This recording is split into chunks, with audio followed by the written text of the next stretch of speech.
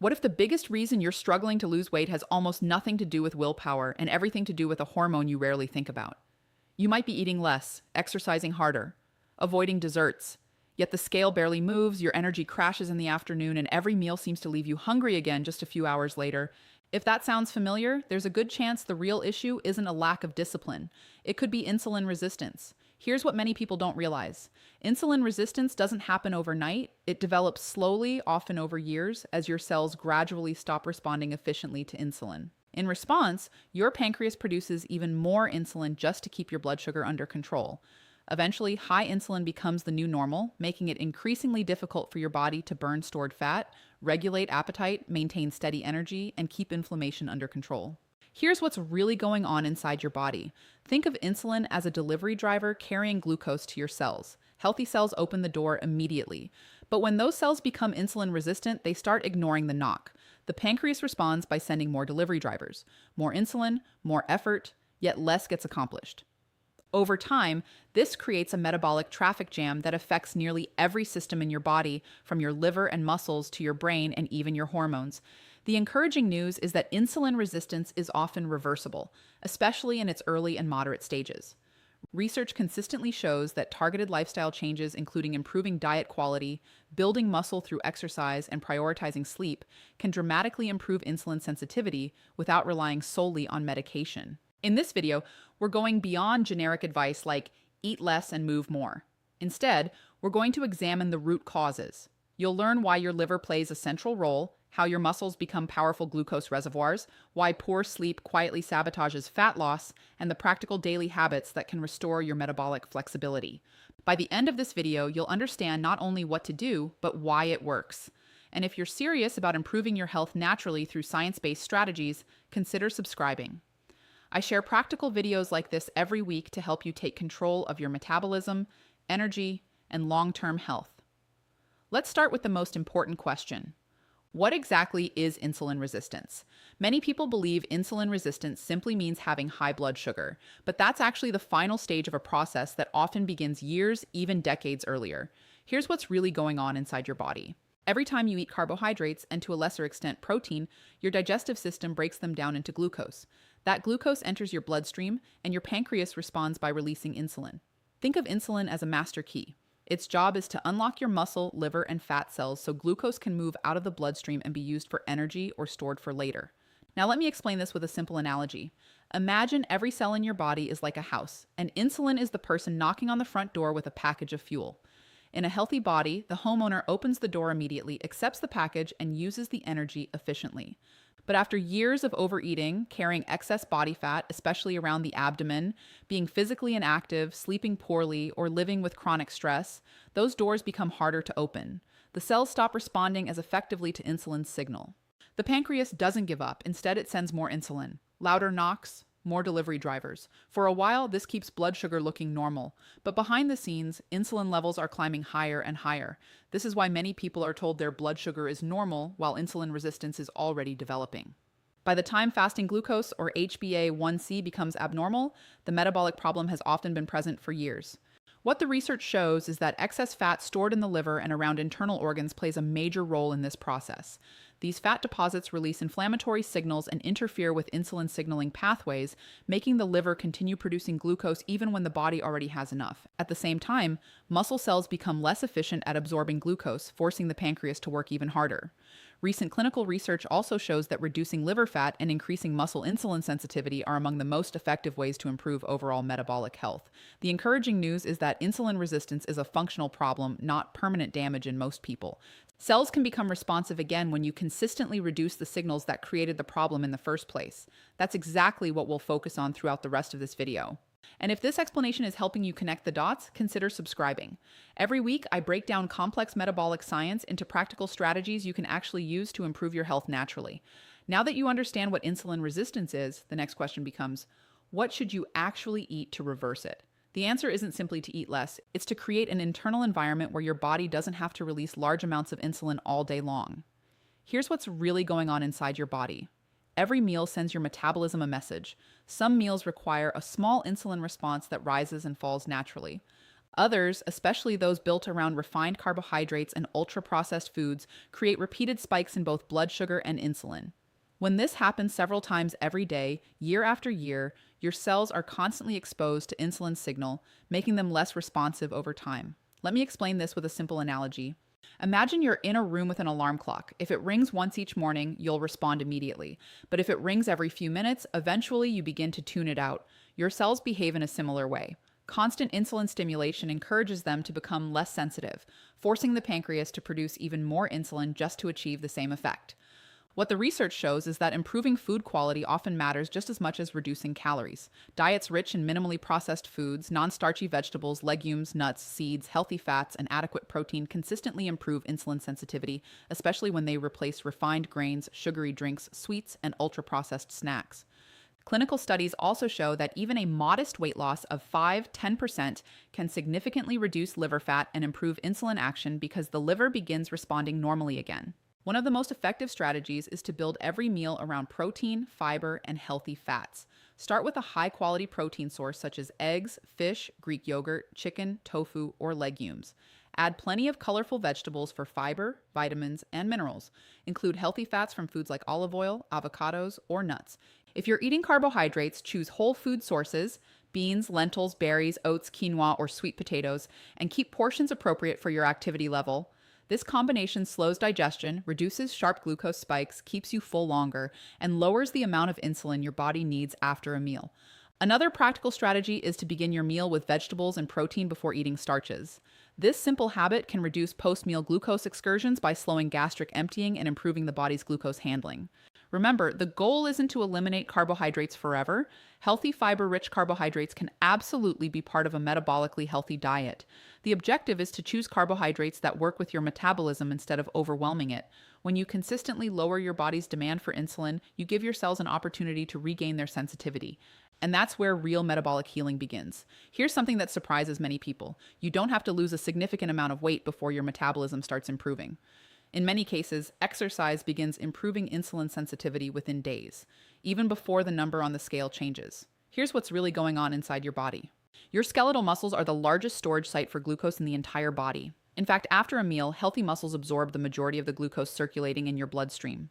But when muscles aren't used regularly, they become less efficient at taking up glucose, forcing your pancreas to produce more insulin to achieve the same result. Let me explain this with a simple analogy. Imagine your muscles are like a giant warehouse. Every meal delivers boxes of glucose that need to be stored. If the warehouse is organized and has plenty of empty shelves, unloading is quick and easy. But if the warehouse is already full and no one is moving inventory, delivery trucks begin piling up outside. That's exactly what happens when glucose remains in the bloodstream and insulin has to keep working overtime. Now here's the remarkable part. When your muscles contract during exercise, they open an additional pathway for glucose to enter the cell, one that doesn't rely entirely on insulin. It's almost like opening a second entrance into the warehouse. This allows your muscles to absorb glucose more efficiently, lowering blood sugar and reducing the amount of insulin your pancreas needs to release. What the research shows is that both resistance training and aerobic exercise improve insulin sensitivity, and combining the two produces even greater benefits. Building muscle increases your body's long-term capacity to store glucose, while activities like brisk walking, cycling, swimming, or jogging improve mitochondrial function and cardiovascular health. Even something as simple as a 10 to 15-minute walk after meals has been shown to reduce post-meal blood sugar spikes and improve overall glucose control. A practical weekly goal is surprisingly achievable. Aim for at least 150 minutes of moderate intensity aerobic activity each week, along with 2 to 3 resistance training sessions that work all the major muscle groups. If that feels overwhelming, start smaller. A 20-minute walk every day is far more beneficial than an intense workout you only manage once every few weeks. Also, try to avoid sitting for hours without moving. Standing up, stretching, or taking a brief walk every 30 to 60 minutes helps your muscles remain metabolically active throughout the day. If this is helpful so far, consider subscribing. Every week, I share evidence-based strategies to help you improve your metabolism, increase your energy, and support healthy aging using practical habits you can actually stick with. The important takeaway is this. Every time you move your muscles, you're sending a powerful signal that makes your body better at handling glucose.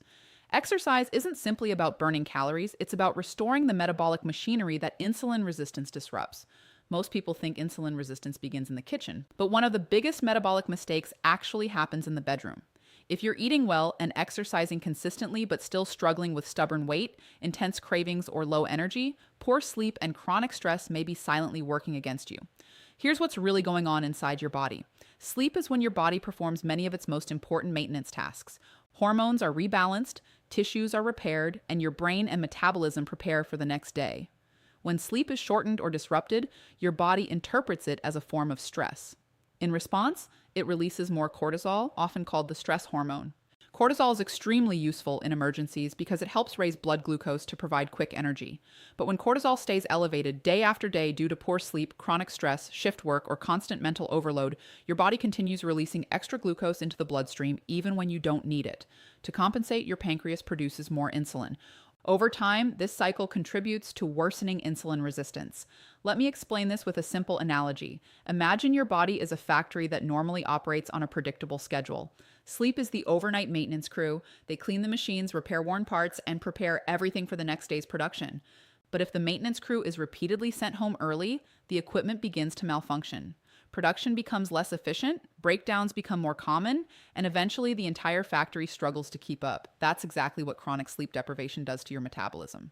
Research consistently shows that even a few nights of restricted sleep can reduce insulin sensitivity, increase hunger hormones like ghrelin, decrease the satiety hormone leptin, and make people more likely to crave sugary, high-calorie foods.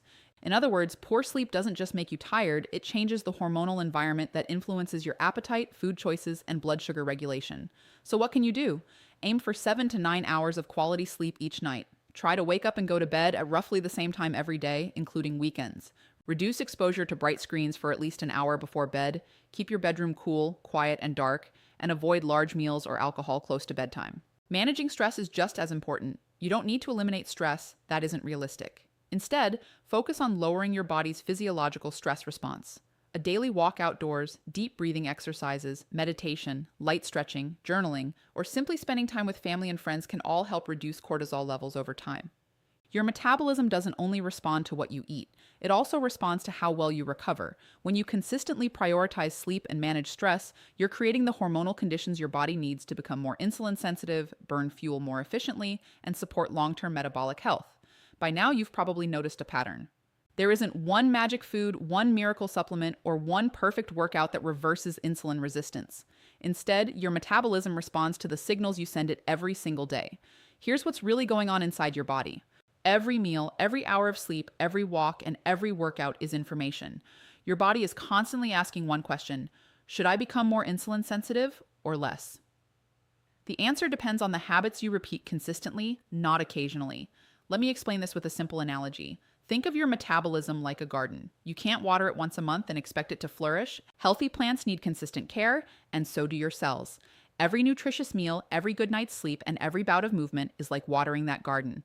Small actions may seem insignificant on their own, but together they create remarkable change over time. So what does an insulin-friendly day actually look like? Start your morning with a protein-rich breakfast, especially if you're someone who tends to snack or experiences energy crashes. A breakfast with around 25-35 grams of protein, such as eggs with Greek yogurt, cottage cheese with berries, or tofu with vegetables, can help stabilize blood sugar and improve satiety throughout the day. At lunch and dinner, build your plate using a simple formula. Half your plate should be non-starchy vegetables, 1/4 lean protein, and 1/4 high-fiber carbohydrates or legumes, along with a source of healthy fat like olive oil, avocado, or nuts. After your largest meal, take a 10-15-minute walk. This may be one of the easiest ways to lower post-meal glucose levels without changing anything else about your diet. Try to finish eating 2 to 3 hours before bedtime, giving your body time to digest before sleep. If appropriate for your lifestyle and approved by your healthcare provider, a 12-hour overnight eating window, for example, finishing dinner at 7 p.m. and eating breakfast at 7 a.m. can help reduce late-night snacking and support metabolic health without requiring prolonged fasting. When it comes to supplements, remember that they should support, not replace, a healthy lifestyle. If you have documented deficiencies, nutrients such as magnesium, vitamin D, or omega-3 fatty acids may support overall metabolic health. Some studies also suggest compounds like berberine may improve insulin sensitivity in certain individuals, but these should only be used after discussing them with your healthcare professional, particularly if you're taking diabetes medications or other prescription drugs. If this video has helped simplify the science behind insulin resistance, consider subscribing. My goal is to help you understand how your body actually works, so you can make informed decisions that improve your health for years to come. The key is consistency. You don't need perfection. You need enough healthy signals repeated often enough for your metabolism to remember how it was designed to function. Let's bring everything together. If there's one message I hope you take away from this video, it's this. Insulin resistance is not simply a blood sugar problem, it's a metabolic communication problem. Your cells have gradually become less responsive to insulin's signal, forcing your pancreas to work harder and produce more insulin just to keep your blood sugar under control. Over time, that affects far more than your weight. It influences your energy levels, your ability to burn fat, your brain function, your heart health, and your risk of developing type 2 diabetes, fatty liver disease, and other chronic conditions. The encouraging news is that your body is remarkably adaptable.